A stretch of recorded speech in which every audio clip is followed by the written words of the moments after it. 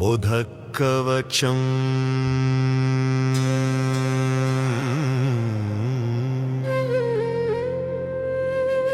श्रीगणेशाय नमः।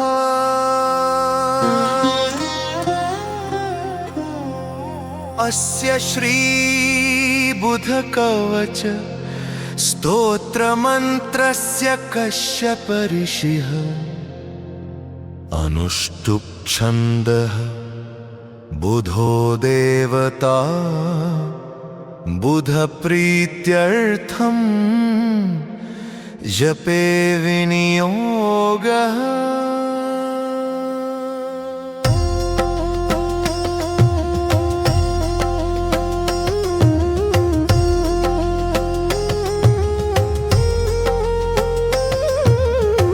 बुधस्तु पुस्तकधर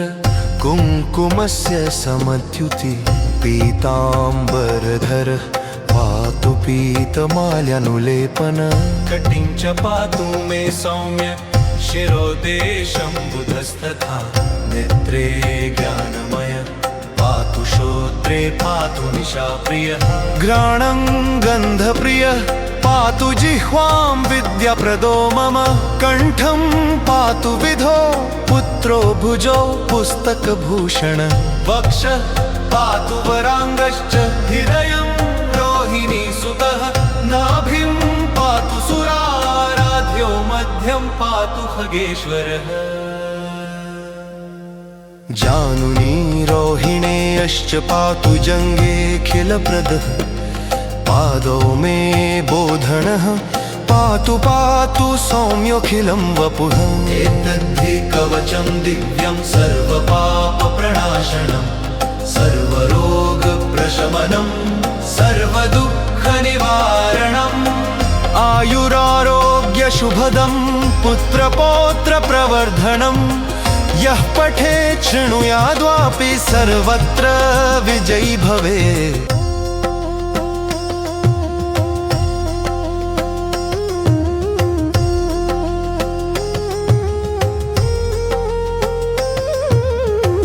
बुधस्तु पुस्तकधर कुङ्कुमस्य समद्युति पीताम्बरधर पातु पीतमाल्यानुलेपन कटिं च पातु मे सौम्य शिरोदेशं बुधस्तथा नेत्रे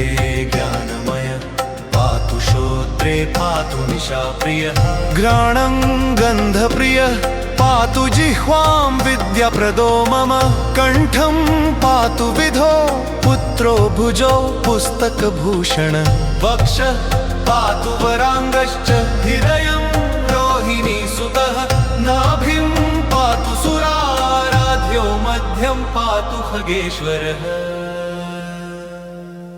जानुनी रोहिणेयश्च पातु जङ्घेऽखिलप्रदः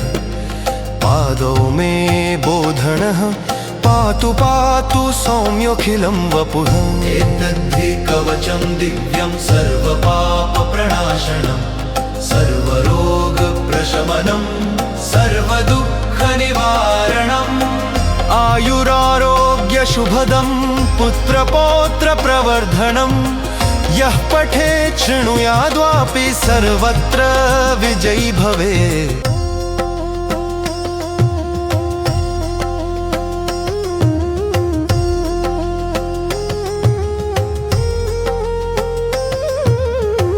बुधस्तु पुस्तकधर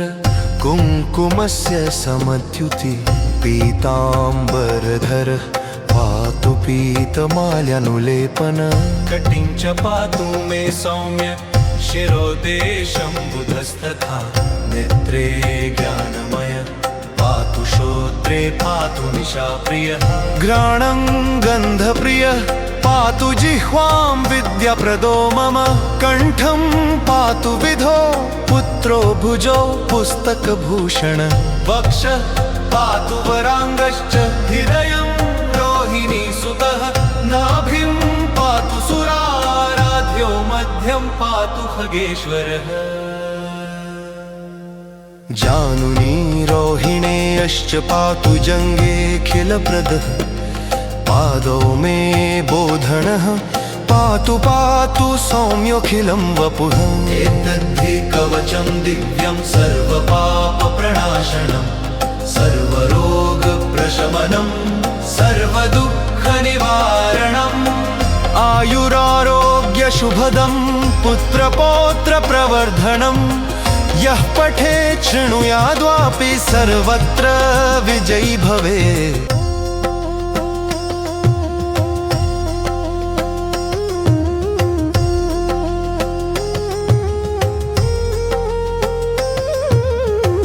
बुधस्तु पुस्तकधर कुङ्कुमस्य समद्युति पीताम्बरधर पातु पीतमाल्यानुलेपन कटिं च पातु मे सौम्य शिरोदेशं बुधस्तथा नेत्रे ज्ञानमय पातु श्रोत्रे पातु निशाप्रियः घ्राणं गन्धप्रियः पातु जिह्वां विद्याप्रदो मम कण्ठं पातु विधो पुत्रो भुजो पुस्तकभूषण वक्षः पातु वराङ्गश्च हृदयं रोहिणीसुतः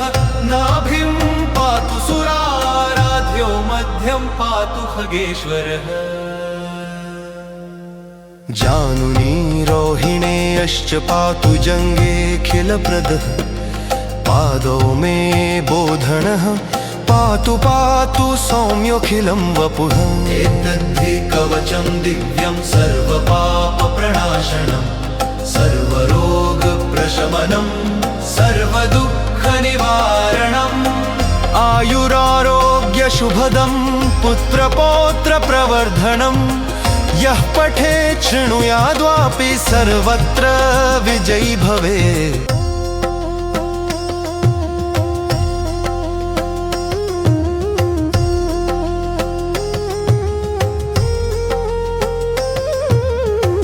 बुधस्तु पुस्तकधर कुङ्कुमस्य समद्युति पीताम्बरधर पातु पीतमाल्यानुलेपन कटिं च पातु मे सौम्य शिरोदेशं बुधस्तथा नेत्रे ज्ञानमय पातु श्रोत्रे पातु निशाप्रियः घ्राणं गन्धप्रियः पातु जिह्वां विद्याप्रदो मम कण्ठं पातु विधो पुत्रो भुजो पुस्तकभूषण वक्षः पातु वराङ्गश्च हृदयं रोहिणीसुतः नाभिं पातु सुराराध्यो मध्यं पातु खगेश्वरः जानुनी रोहिणेयश्च पातु जङ्गेऽखिलप्रदः पादौ मे बोधनः पातु पातु सौम्योऽखिलं वपुः एतद्धि कवचं दिव्यं सर्वपापप्रणाशनं सर्वरोगप्रशमनं सर्वदुःखनिवारणम् आयुरारोग्यशुभदं पुत्रपौत्रप्रवर्धनम् यः पठेत् शृणुयाद्वापि सर्वत्र विजयी भवेत् इति श्रीब्रह्मवैवर्तपुराणे बुधकवचं सम्पूर्णम्।